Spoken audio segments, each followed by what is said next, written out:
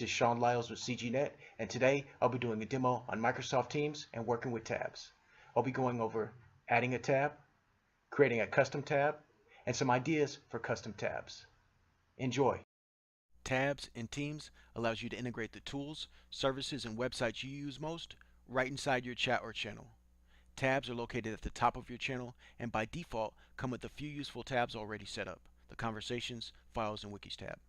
The Conversations tab lets you view a history of your team's discussions you can join. The Files tab takes you to all of your team's stored files.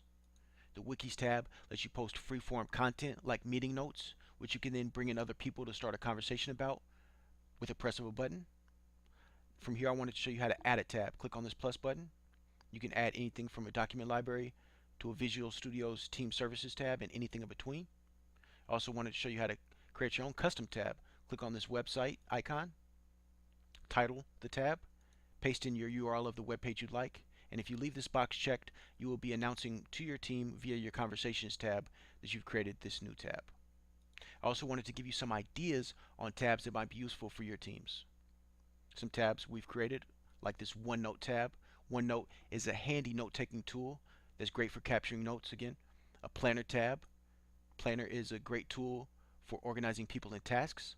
Web Resource tab, where you can add new sites, blogs, forums to really make you and your team more productive. You can add in a CRM tab where you can track, edit, and process customer sales and marketing data.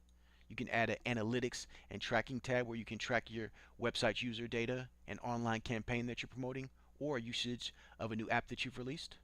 You can also create a Social Media tab where you can work on your social media campaigns or thank donors from your favorite social media site.